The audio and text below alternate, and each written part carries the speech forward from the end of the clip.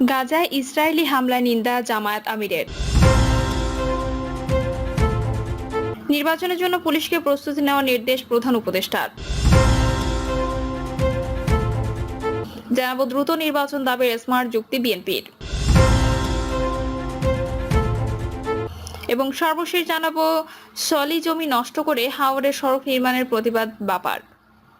শুনছিলেন সংবাদ শিরোনাম, এবারে বিস্তারিত। গাজায় ইসরায়েলি হামলা নিন্দা জামায়াত আমিরের। ফিলিস্তিনের গাজায় ইসরায়েলের ভয়াবহ হামলার ঘটনায় তীব্র নিন্দা ও ধিক্কার জানিয়েছেন জামায়াত ইসলামের আমির ডক্টর শফিকুর রহমান। ডক্টর শফিকুর রহমান বলেন, সব রীতিনীতি, আইন কানুন, ন্যূনতম মনুষ্যত্ব বিসর্জন দিয়ে গাজায় যুদ্ধবিরতির মধ্যেও এই পবিত্র রমজান মাসেও গণহত্যা চালিয়ে যাচ্ছে ইসরায়েল। ইসরায়েলি হামলা নিন্দা ও ধিক্কার জানিয়ে জামায়াত আমির বলেন, হে আল্লাহ, আপনি আপনার একান্ত মেহেরবানিতে গাজাবাসীকে, ফিলিস্তিনকে রক্ষা করুন, সাহায্য করুন ও জালিমদের পরাজিত করুন। আমাদেরকে আমাদের দায়িত্ব পালনের তৌফিক দান করুন, আমিন, বলেন জামায়াত আমির। গাজায় যুদ্ধবিরতি ভেঙে গাজা জুড়ে হামলা চালিয়েছে ইসরায়েল। এর মধ্যে দক্ষিণ গাজায় খান ইউনিস, রাফা, উত্তরে গাজা সিটি ও দেইর এল বালাহর মতো কেন্দ্রীয় এলাকা অন্তর্ভুক্ত ছিল। এই হামলায় 4 শতাধিক মানুষ নিহত হয়েছেন, আহত হয়েছেন অন্তত 562 জন। নির্বাচনের জন্য পুলিশকে প্রস্তুতি নেওয়ার নির্দেশ প্রধান উপদেষ্টার। শান্তিপূর্ণ নির্বাচন অনুষ্ঠানের জন্য পুলিশের প্রস্তুতি ও করণীয় সম্পর্কে এখন থেকেই উদ্যোগ নেওয়ার নির্দেশ দিয়েছেন প্রধান উপদেষ্টা ডক্টর মোহাম্মদ ইউনূস। প্রধান উপদেষ্টা মাঠ পর্যায়ের পুলিশ কর্মকর্তাদের সঙ্গে বৈঠক করেন। ওই সভায় কর্মকর্তারা তাদের সুবিধা ও অসুবিধার বিষয়ে প্রধান উপদেষ্টাকে জানান। এসব সমস্যার সমাধান কি করা যেতে পারে তা নিয়ে আজ প্রধান উপদেষ্টা, স্বরাষ্ট্র উপদেষ্টা, সংশ্লিষ্টদের সঙ্গে এক আলোচনা সভা অনুষ্ঠিত হয়। সভায় প্রধান উপদেষ্টা আগামী নির্বাচনের প্রস্তুতি গ্রহণ সহ তৃণমূল পর্যায়ে যেসব পুলিশ কাজ করেন তাদের কল্যাণে কয়েকটি বিষয়ে দ্রুত ব্যবস্থা নেওয়ার নির্দেশ দেন। প্রধান উপদেষ্টার নির্দেশনা হলো ঝুঁকি ভাতার প্রচলিত সিলিং তুলে দেওয়ার বিষয়টি বিবেচনা করা, পুলিশের জন্য নতুন 364টি পিকআপ এবং 140টি প্রিজনার ভ্যান কেনার উদ্যোগ নেওয়া, পুলিশের চলমান নির্মাণ প্রকল্পে যেগুলোর কাজ 70% নিচে সম্পাদিত হয়ে আছে সেগুলোতে অর্থ ছাড় করা। এছাড়া ভাড়া করা ভবনে অবস্থিত 65টি থানা জমি অধিগ্রহণের জন্য অর্থ ছাড় করা, পুলিশের এসআই ও এএসআই র্যাঙ্কের মোটরসাইকেল কেনার জন্য সুদমুক্ত ঋণের বিষয়টি বিবেচনা করা। দ্রুত নির্বাচন দাবির স্মার্ট যুক্তি বিএনপির। খামাকা নয়, যৌক্তিক কিছু কারণেই জরুরি সংস্কার করে দ্রুত নির্বাচন চায় বিএনপি। 5ই আগস্টের পর থেকে নানান ভাষায় এই চাওয়া প্রকাশ করে আসছেন দলের শীর্ষ নেতারা। সময় যত গড়াবে, গন্ডগোল তত পাকবে। নির্বাচিত জনপ্রতিনিধিরা অনেক সমস্যা সমাধান করতে সক্ষম হবেন। দ্রুত নির্বাচন দিলে ইউনূস সরকার মান সম্মানে বিদায় নিতে পারবে।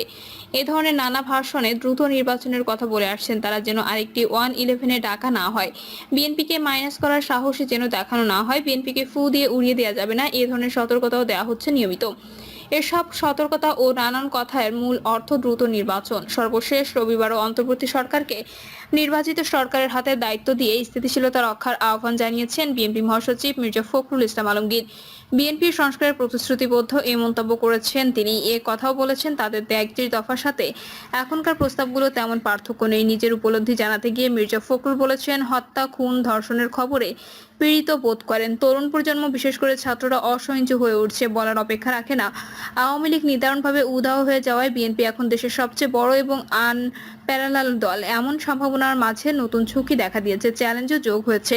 বিএনপির সামনে রাজনৈতিক শক্তি বলতে জামায়াত ইসলামী এবং নবগঠিত জাতীয় নাগরিক পার্টি এনসিপি। ভোট বা জনপ্রিয়তা দৌড়ে বিএনপির ধারে কাছেও নয় জামায়াত ইসলামী। এনসিপি এখনো নির্বাচন কমিশনের নিবন্ধনই হয়নি, নিবন্ধন পেয়ে যাবে শিগগিরই। নমুনা বলছে, নির্বাচন যত ঘনিয়ে আসবে মাঠের চিত্র তত বদলাবে। দল গঠনের পর, এমনকি দলের প্রতিষ্ঠাতা জিয়াউর রহমান হত্যাকাণ্ডের পরও বিএনপিকে এত দুর্ভোগ পোহাতে হয়নি যা হয়েছে গত আওয়ামী লীগের 15 থেকে 16 বছরে এবং 1/11-এর 2 বছরে। এর বিপরীতে এই কঠিন সময়ে এক অর্থে দলটি সাংগঠনিকভাবে শক্তপোক্ত হয়েছে। অনবরত মার খাওয়ার পরও তারা মাঠ ছাড়েনি। নেতাকর্মীদের মাটি কামড়ে পড়ে থাকার সুফল পেয়েছে বিএনপি। প্রথমে 1/11 এবং পরে আওয়ামী লীগ আমলে বিএনপিকে ভাঙার নানা আয়োজন হয়েছে, তা সফল হয়নি। দল ছেড়েছেন উকিল আব্দুস সাত্তার, শাহজাহান ওমর, তৈমুর আলম খন্দকার পর্যায়ের হাতে গোনা কয়েকজন। এতে তারা নিজেরাই জনমনের মতো পৌঁছেছেন, কলঙ্কিত হয়েছেন, বিএনপি হয়েছে আপদমুক্ত। তা বিএনপিকে শক্তি জুগিয়েছে, স্থিতিশীল করেছে দলটির সাংগঠনিক অভিযাত্রাকে। আর নিরঙ্কুশভাবে প্রতিষ্ঠিত হয়েছে ভারপ্রাপ্ত চেয়ারম্যান তারেক রহমানের একছত্র নেতৃত্ব।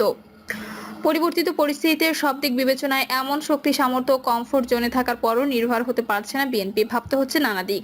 দেশের রাজনৈতিক পরিবর্তনের সঙ্গে সঙ্গে নেতাদের উপলব্ধিও বাড়ছে। বিএনপি বারবার মত দিয়েছেন নির্বাচিত সরকারই রাষ্ট্রের সংস্কার ভালো করতে পারবে। তারা সংস্কারের প্রয়োজনে নির্বাচন পেছানোর বিরুদ্ধে বলিষ্ঠ অবস্থান জানিয়েছে। তারেক রহমান বলেছেন সংস্কারের প্রয়োজন রয়েছে। বিএনপি দায়িত্ব পেলে জনগণের চাহিদা অনুযায়ী তা বাস্তবায়ন করবে। কিন্তু দলের মধ্যসারির কতক নেতাকর্মীর কর্মকাণ্ড দিন যত যাচ্ছে বিএনপির জন্য বিব্রতকর অবস্থা তৈরি করছে।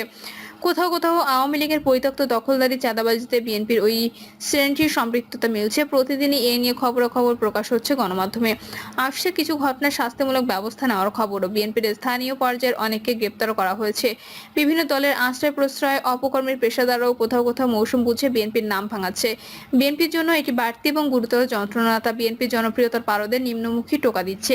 বিএনপি ক্ষমতায় এলে সব অন্যায় জুলুমের বিচার নিশ্চিত করার অবস্থান জানান দিয়েছেন তারেক রহমান। বিএনপি ফ্যাসিস্ট বিরোধী আন্দোলনের প্রাণহারা গুম খুনের শিকার পরিবারগুলোর পাশে থাকবে সেই আশ্বাসও দিয়েছেন। বিএনপি দ্রুত নির্বাচন দাবির ব্যাখ্যাও রয়েছে।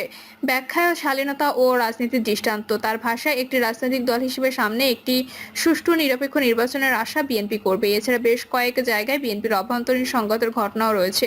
নির্বাচনে দেরি হলে এই বিবাদ সংঘাতের আরও বিস্তার ঘটার লক্ষণ বিদ্যমান। সেই সঙ্গে নির্বাচনে বিলম্ব ঘটানোর কিছু আয়োজন দেখছে বিএনপি। তা দলটির নেতারা দ্রুত প্রকাশও করেছেন। দোষারোপ করেছেন অন্তর্বর্তী সরকারকে। প্রধান উপদেষ্টা ডক্টর ইউনূসের একটি মন্তব্য বিএনপির অভ্যন্তরকে বেশ নাড়া দিয়েছে। তিনি বলেছেন রাজনৈতিক দলগুলো সংস্কার না চাইলে তিনি নির্বাচন দিয়ে চলে যাবেন। রাজনৈতিক দলগুলোর এক এক ধরনের লক্ষ্য উদ্দেশ্য এজেন্ডা থাকে। তারা তাদের রাজনৈতিক স্বার্থে কথাবার্তা বলে। দাবি দেওয়া জানায় এই মুহূর্তে বাংলাদেশে অনেকগুলো রাজনৈতিক দল আছে। বিগত নির্বাচন কমিশন ৩৯টি দল নিবন্ধিত ছিল। ৫ আগস্টের পর আরও কয়েকটি দল নিবন্ধন পেয়েছে। প্রধান উপদেষ্টা নিশ্চয়ই সব দলকে মিন করেননি। বড় দল হিসেবে বিএনপির দিকে ইঙ্গিত থাকা স্বাভাবিক। রাজনৈতিকভাবে এটি বিএনপির জন্য বিড়ম্বনার। এই বিড়ম্বনা কাটাতেও দ্রুত নির্বাচন বিএনপির জন্য অত্যন্ত প্রত্যাশিত। নির্বাচন যত দেরি হবে ততই বিএনপির মাঠ পিচ্ছিল হবে। এরই মধ্যে সেই লক্ষণগুলো স্পষ্ট হয়ে উঠেছে। এতে স্বাভাবিকভাবেই বিএনপির আশঙ্কা যত দেরিতে নির্বাচন হবে তত নির্বাচনী মাঠ তাদের প্রতিকূলে যাবে। বিএনপি সরাসরি নির্বাচন দেওয়ার কথা বলছে না, কিন্তু নির্বাচনের রোডম্যাপ চাইছে। রোডম্যাপ মানে হলো নির্বাচন কবে হবে সেটা আগাম বলে দেওয়া। অন্তর্বর্তী সরকারের এজেন্ডায় নির্বাচনের রোডম্যাপের বিষয়টি গুরুত্বপূর্ণ ছিল না। সরকারের মধ্যে ক্ষমতার কয়েকটি ভরকেন্দ্র আছে। এর মধ্যে একটি ভরকেন্দ্র হলো বৈষম্য বিরোধী ছাত্র আন্দোলনের সমন্বয়করা। তারা এই মুহূর্তে নির্বাচন চাইছে না। তাদের চাওয়া সংস্কার এবং গণহত্যার বিচার। নির্বাচনের পর বিজয়ী রাজনৈতিক দল গণহত্যার বিচার করবে না। এর শঙ্কার কথা চাচা ছোলা ভাষায় বলছেন এনসিপি নেতারা।